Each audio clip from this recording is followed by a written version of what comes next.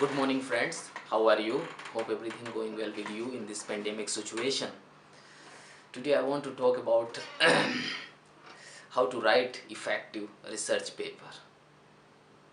चूँकि ये वीडियो में यूनिवर्सिटी छात्र जो पीएचडी कर रहे हैं, एसआरएफ हैं, जेआरएफ हैं या एमएससी फाइनल ईयर कर रहे हैं, रिसर्च एसोसिएट हैं, असिस्टेंट प्रोफेसर हैं, एसोसिएट प्रोफेसर हैं, उन सभी के लिए वीडियोस बनाना चाहता हूं। चूँकि एक्सपीरियंस कम होता है, हम अर्ली करियर में रिसर्चर होते हैं, तो इस टाइम पे एक इफ़ेक्टिव रिसर्च पेपर कैसे लिखा जाए ये बहुत स्ट्रेसफुल बात हो जाती है, टेंशन हो जाती है कि कैसे एक इफ़ेक्टिव रिसर्च पेपर लिखें और हाईली इम्पैक्ट जर्नल में कैसे पब्लिश कराएं।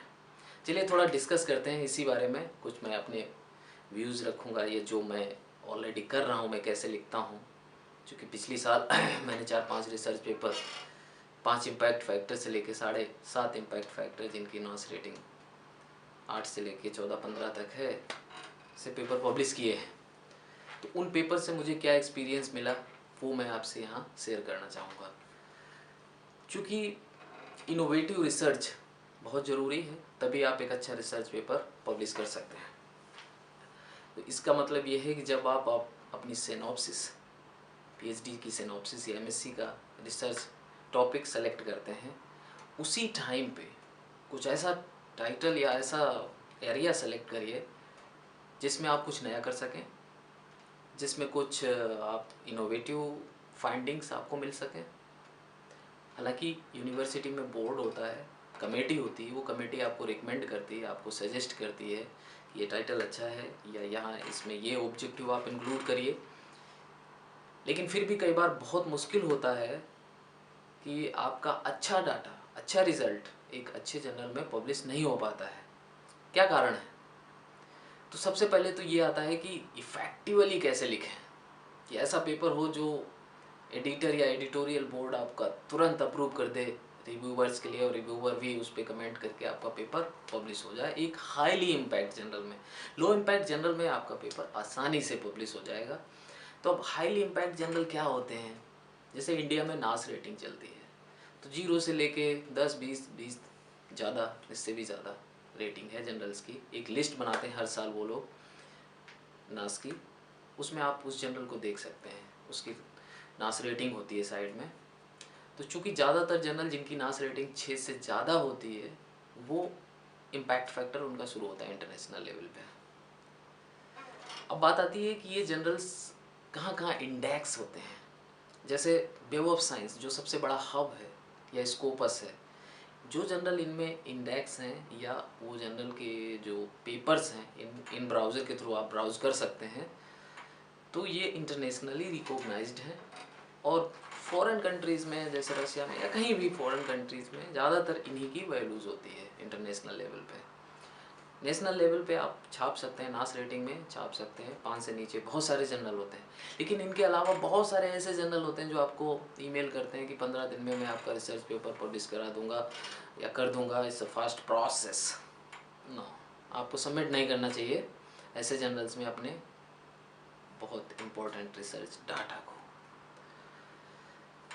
तो सब बात आती है इफ़ेक्टिव राइटिंग की, तो चलिए शुरुआत करते हैं टाइटल से। टाइटल ऐसा होना चाहिए जो आप अपनी पूरी रिसर्च को उसके थ्रू रिप्रेजेंट करें, और आसानी से अगर टाइटल कोई पढ़े तो उसको आइडिया लग जाए कि आपने इस वर्क में क्या किया है, क्या क्या आपके वर्क में ऑब्जेक्टिव होंगे। तो ओवरऑल एक बेहतर टाइटल होना चाहिए। फिर हम शुरुआत करते हैं material and method, result and discussion की। उसके बाद इंट्रोडक्शन, एब्स्ट्रैक्ट एंड कंक्लूजन की बात करेंगे। मटेरियल मेथड सिनॉप्सिस या थीसिस से कहीं अलग होता है रिसर्च पेपर का, क्योंकि रिसर्च पेपर में हम बहुत सारी चीज़ें कंसाइज फॉर्म में लिखते हैं। चूँकि ये एक हाईली एजुकेटेड सोसाइटी के लिए, साइंटिफिक कम्युनिटी के लिए होता है, तो हम बहुत सारी चीज़ें अवॉइड करते हैं जो हम थीसिस में लिखते हैं। जैसे मान लीजिए मैं बात करता हूँ एक इन जनरल मीडियम की, Murashige and Skoog medium. Plant tissue culture scientist सभी जानते हैं, वेल फेमस मीडियम है, सभी यूज़ करते हैं। थीसिस में हो सकता है हम इसका कंपोजिशन भी दे दें कि क्या क्या कंपोजिशंस हैं, कौन से माइक्रो एलिमेंट्स हैं, कौन से माइक्रो एलिमेंट्स हैं, कौन सा इसमें कितना सुक्रोज है, सब कुछ उसमें डालते हैं। लेकिन जब हम रिसर्च पेपर लिखते हैं तो हम सिर्फ MS मीडिया हमने यूज़ किया, और अगर कोई मॉडिफिकेशन आपने किया है तो आप उसको उसमें ऐड कर देते हैं और रेफरेंस दे के काम ख़त्म करते हैं। सिनॉप्सिस में डिटेल में देना रहता है। तो सबसे पहले ये डिफरेंस जानना शुरू करिए कि क्या आप प्रेजेंट करें, क्या क्या ना करें। ज़रूरत क्या होती है, जैसे मान लीजिए आपको ने प्लांट वैरायटी ली, राइस लिया है, तो राइस की वैरायटी कौन सी है वो लिखना ज़रूरी है। सोर्स क्या है, कहाँ से लिया, वो लिखना ज़रूरी है। अगर आपने इन विट्रो किया है तो लाइट कितनी थी, इंटेंसिटी कितनी थी, कितने ड्यूरेशन के लिए थी, वो लिखना है। अगर आपने एग्रोनॉमिकल फील्ड कंडीशन में किया है तो क्लाइमेटिक सिचुएशन कैसी थी वो लिखना ज़रूरी है। इसके डाटा एक इम्पैक्ट डालता है रिजल्ट पे। तो ये मटेरियल मेथड की बात हो गई, लेकिन सिस्टमेटिक तरीके से होना चाहिए। अगर प्लांट का वर्क है तो सबसे पहले आपने क्या कंडीशंस ली, क्या आपके पास मटेरियल थे, क्यों आपने क्या कहाँ पे ग्रो किया, उसका क्लाइमेटिक कंडीशन, पूरा प्लांट कल्टीवेशन से लेके एवरीथिंग शुड बी मेंशन्ड। सब कुछ उसमें मेंशन होना चाहिए क्लियरली। अगर पोल्यूशन की बात करें, अगर आपने कहीं पे सॉइल सैंपल्स लिए हैं, आपने एनालिसिस किया हैवी मेटल वगैरह के, तो आपको वो लोकेशन का डिटेल भी देना चाहिए। अब जैसे 20 लोकेशन आपने डाल दी, सबके नाम दे दी। मटेरियल मेथड में तो आप नाम के साथ लोकेशन डाल सकते हैं। बेहतर है कि आप उसको एक मैप के जरिए प्रेजेंट करें कि ओवरऑल इंडिया से आपने ये लोकेशन से सैंपल आपने कलेक्ट किए, बेहतर रहता है। लेकिन आप सारे नाम अब्स्ट्रैक्ट में मत लिख दीजिए, वहाँ पे बहुत इफेक्टिव नहीं होता। तो यहाँ ये बात हो गई। बात करते हैं अब स्टैटिकल एनालिसिस की। स्टैटिकल एनालिसिस जरूर होना चाहिए आपके डाटा में।